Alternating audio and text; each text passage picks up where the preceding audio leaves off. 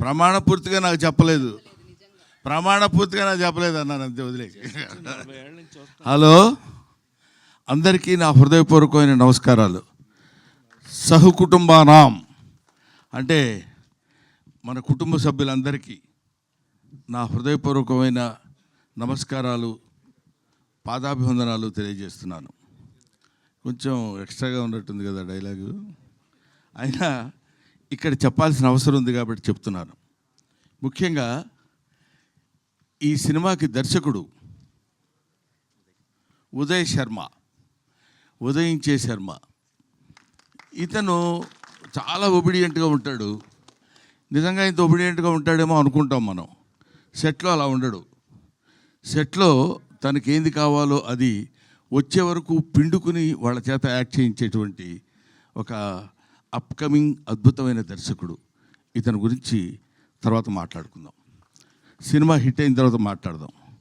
ఇతని వెనకాల back bone ఒక అతను ఉన్నాడు. అతని పేరు అర్జున్ సాయి. ఎప్పుడు వెనక నుంచి ఇట్లా తొంగి చూస్తుంటాడు. మరి ఇతని దగ్గర ఏ పవర్ ఉందో తెలియదు, కానీ నో, ఈసారి మనం అసలు ఎవరు చెప్పినా వినకూడదు అనుకునేవాడు కూడా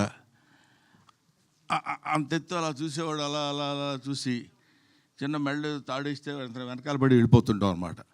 అలా ఇంతమంది ఆర్టిస్టుల్ని, ముఖ్యంగా ఒక లెజెండరీ ఆర్టిస్ట్, చాలామందికి యాక్టింగ్ అంటే ఏంటో చెప్పి నేర్పించినటువంటి మా గురువు గారు రాజేంద్ర ప్రసాద్ గారు.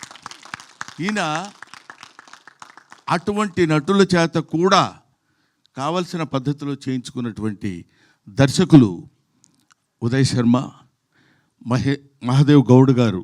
దీనికి ఆయన వచ్చారా? మీరేగా. ఇప్పుడు డబ్బులు ఇచ్చారనుకోండి, మీరు అంత మరీ వినయంగా ఎందుకు సార్ ఉంటాం మనం. I wish all the best Nara. నేను అక్కడ ఒకసారి చూశాను, మళ్ళీ నేను ఆ తర్వాత ఇప్పుడే చూడటం, అందువల్ల గుర్తుపట్టలేకపోయాను, ఏమనుకోవద్దు. I wish you all the best. సహకుటుంబానాం సినిమా చాలా చాలా చాలా బాగుంటుందని నేను మనస్ఫూర్తిగా ఎందుకు కోరుకుంటున్నానంటే, ఇప్పుడు చెప్తున్నాను, ఇందులో నా క్యారెక్టర్ చాలా విచిత్రమైన క్యారెక్టర్. 12 గంటలకి అన్నాం అనుకోండి, 12 to 1 గంట వరకు సంతోషంగా ఉంటా, 1 గంట నుంచి 2 గంటల వరకు కోపంగా ఉంటా. అదేంటో మరి అది విచిత్రంగా కంపోజ్ చేశాడు ఆ క్యారెక్టర్. ఆ టైంలో ఎవరైనా వచ్చినప్పుడు వాడు ఏ వార్త తెచ్చినా సరే నా మూడ్ని బట్టి నేను మాట్లాడతాను. భోజనం చేశారండి అన్నాడు అనుకోండి, కోపంగా ఉన్నాను అనుకో, భోజనం చేయకపోతే గడ్డి తింటావా, ఏం మాట్లాడుతున్నావా నువ్వు అంట. అది మంచి మాట కదా సార్ అనే దాని మీద ఒక అద్భుతమైనటువంటి క్యారెక్టర్ ప్లే చేసి నాకు అది వినిపించి పడేశారు నన్ను. నేను అక్కడ పడిపోయా. ఈ సినిమాలో నా క్యారెక్టర్ యొక్క స్పెషాలిటీ అది చాలా బాగా చేశాడు. ముఖ్యంగా ఈ సినిమాలో హీరో, అప్పుడు గడ్డం లేదు, ఇప్పుడు ఉంది, అప్పుడు ఉంది, అయినా ఇంత లేదు. ఈయన ఈ కుర్రాడు బేసిక్గా డాన్సర్, ఫాదర్ కూడా డాన్సర్.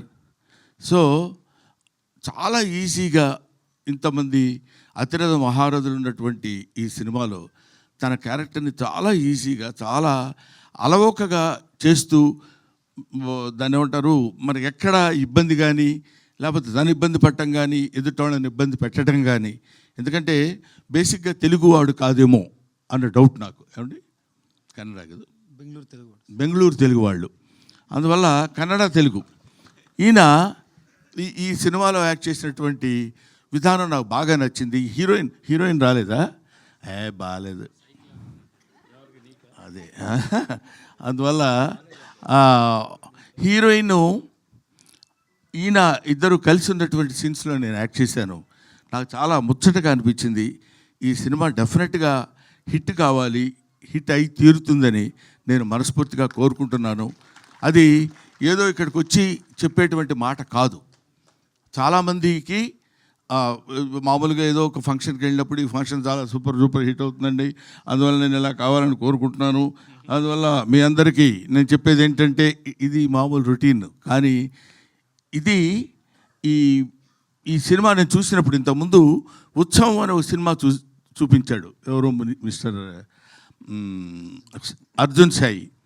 చూపించినప్పుడు తను కూడా ఇంతమంది ఆర్టిస్టులు ఎక్కడ ఆర్ట్ ఉందో వాళ్ళని పట్టుకుని తీసుకొచ్చేసి ఏ ఏ క్యారెక్టర్కి పర్ఫెక్ట్గా సూట్ అవుతారో అని తెలుసుకొని చేసినటువంటి ఈ సినిమా, పైగా అంత అందమైనటువంటి టైటిల్ సహకుటుంబానాం. ఎంత బాగుందండి పేరు. ఎంతకాలం అయింది ఇట్లాంటి పేరు విని అనే ఆలోచన కూడా కలిగించే విధంగా అద్భుతమైనటువంటి సినిమాను నిర్మించిన నిర్మాతలకి, దర్శకులకి, నటీనటులకి నా హృదయపూర్వకమైన నమస్కారాలు తెలియజేసుకుంటూ ఈ సినిమాని మంచి విజయం సాధించే దిశగా మీరు తీసుకెళ్లాలని మిమ్మల్ని కోరుకుంటున్నాను, ప్రేక్షక మహాశయుల్ని కోరుకుంటున్నాను. Thank you very much.